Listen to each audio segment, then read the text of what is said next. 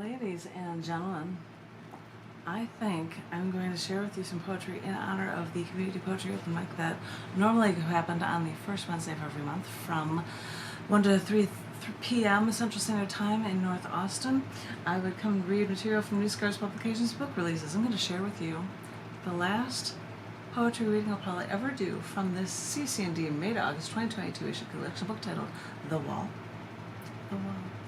I've got 3 poems that have from different performance art shows, from performance art sections of different issues of cc&d magazine.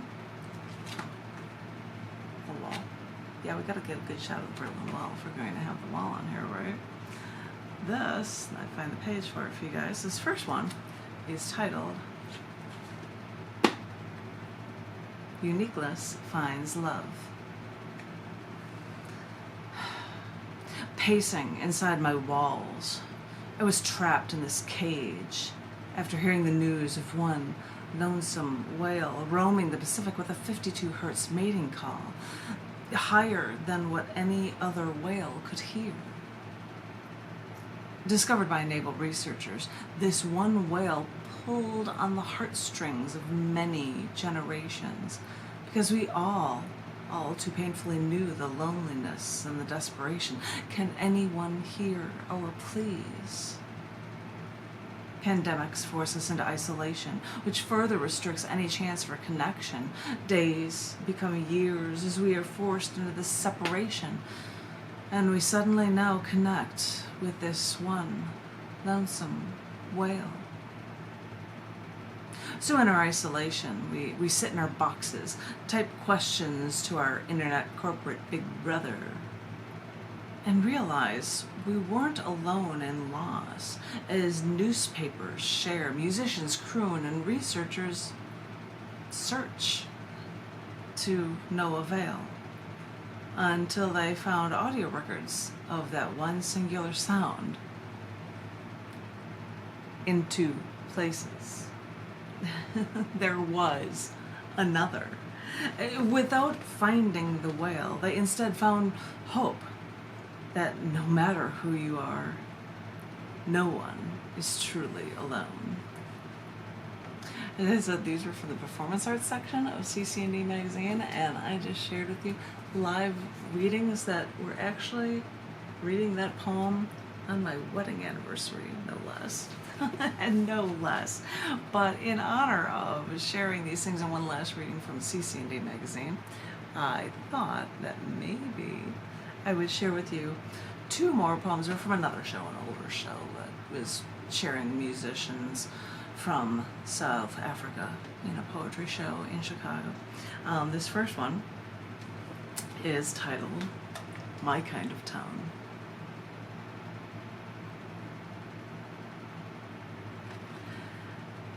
After walking through the Forbidden City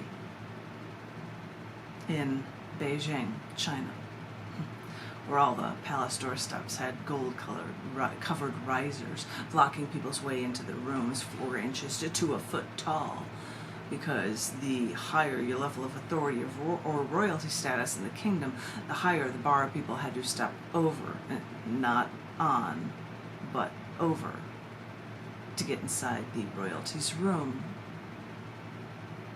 But after the Forbidden City, I entered the Summer Palace.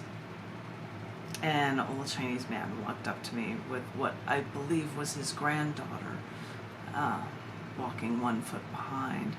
Though, who knows, in China this one young girl could have been one of his concubines, but it's really not for me to judge.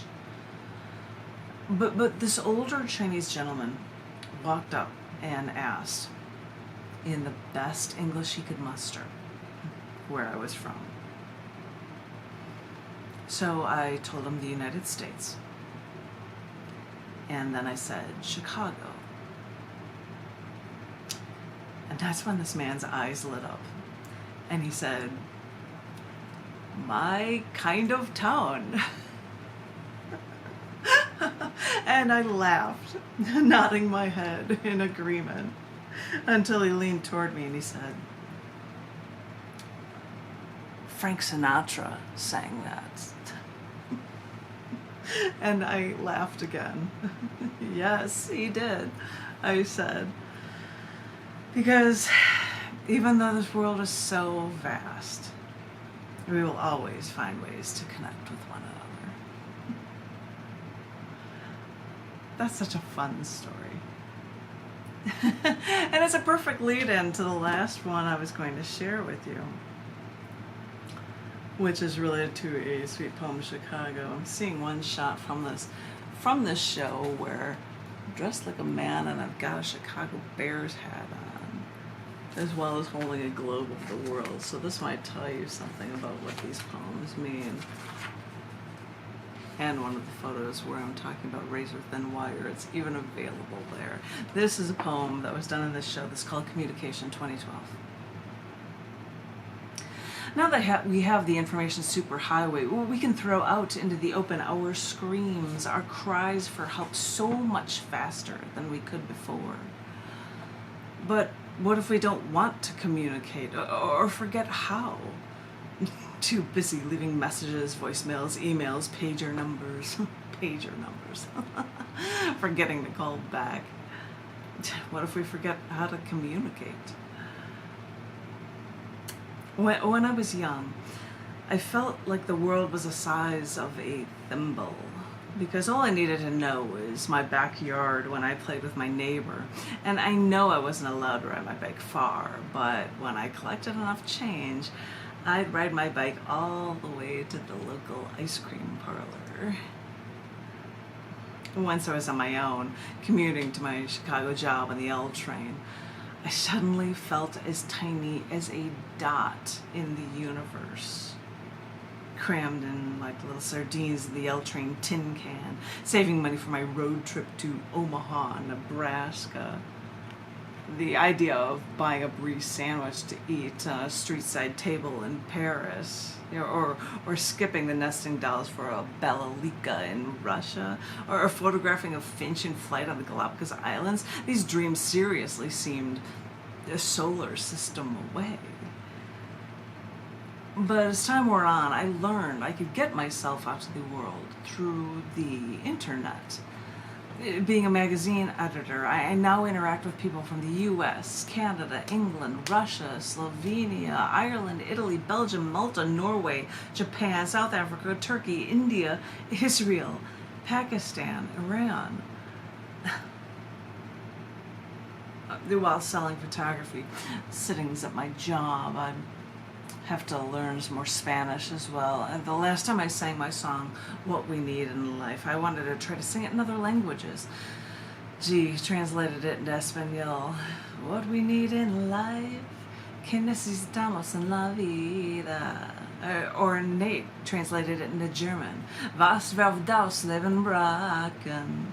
Karina even explained how to sing it in Romanian. Shavem nevoia viața. I love singing. And since then, Renata taught me how to say it in Polish. Irma from the Philippines even translated it into Tagalog for me. 17 syllables.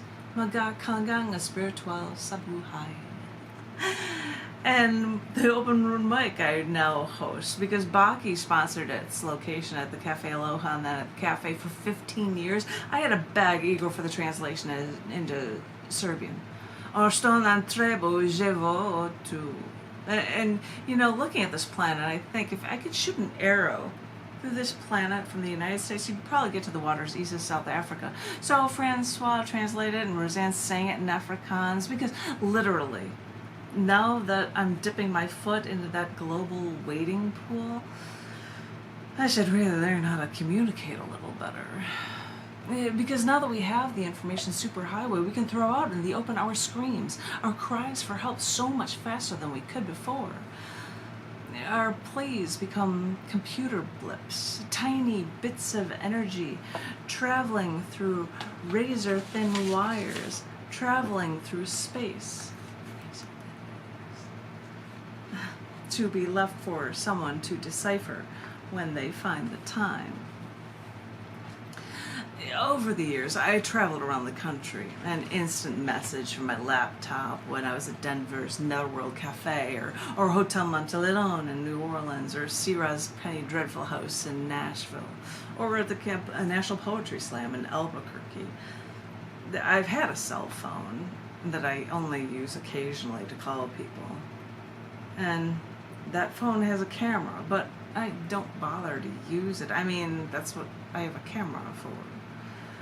But with phones that are cameras and can upload your videos to Facebook, all I can think is that it has to be insanely confusing to teach a small child about the realities of the world in this modern age.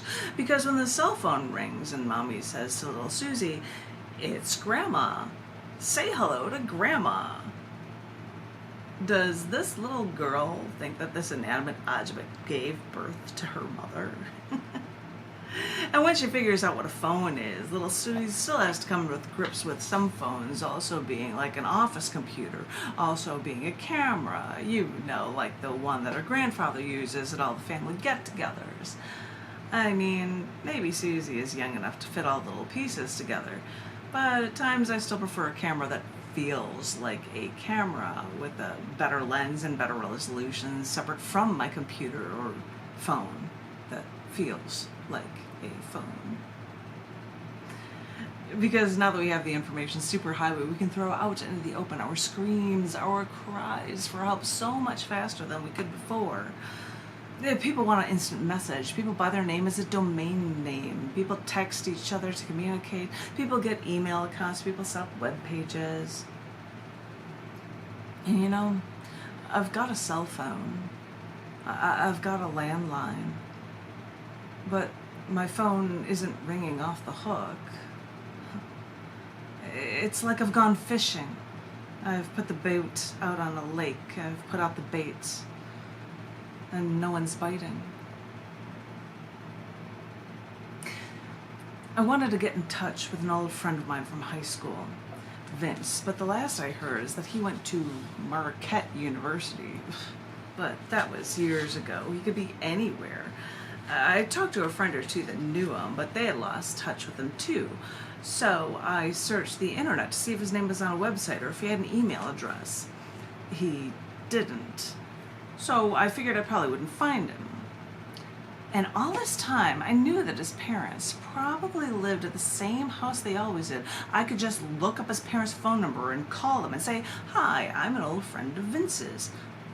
But I never did. And then I realized why. You see, I could search the internet for hours and no one would know that I was looking for someone. But now, with a single phone call, I'd make it known to his entire family that I wanted to see him enough to call after all these years. And I didn't want him to know that. So I never called. Because now that we have the information superhighway, we can throw out into the open our screams, our cries for help so much faster than we could before. But then the question begs itself, who is there to listen? That was the last poem reading I was going to do from this book. Hello to people that are watching on a Facebook live feed. I am doing these readings in honor of the Once Tom Woodruff Community Poetry Open Mic Space that was going on in North Austin on the first Wednesday of every month from 1 to 3 p.m. Central Standard Time. That closed down to the pandemic. Sniff, sniff. But he sees me and he always thanks for keeping these things alive, which is what I try to do. Thanks, boss. It's all for you, Tom. Anywho, those are just a few poems, and probably the last time I will ever read from the cc&d May August 2022 issue collection book titled The Wall. It's the Berlin Wall on the cover. I won't sing any songs that make you think of the Berlin Wall or not, but I hope you enjoyed that reading.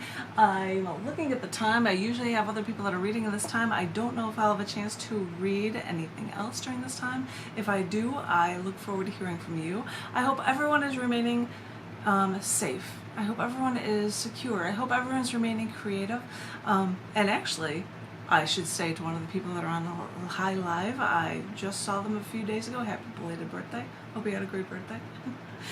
and it's everybody stay well, and I look forward to seeing each and every one of you very, very soon.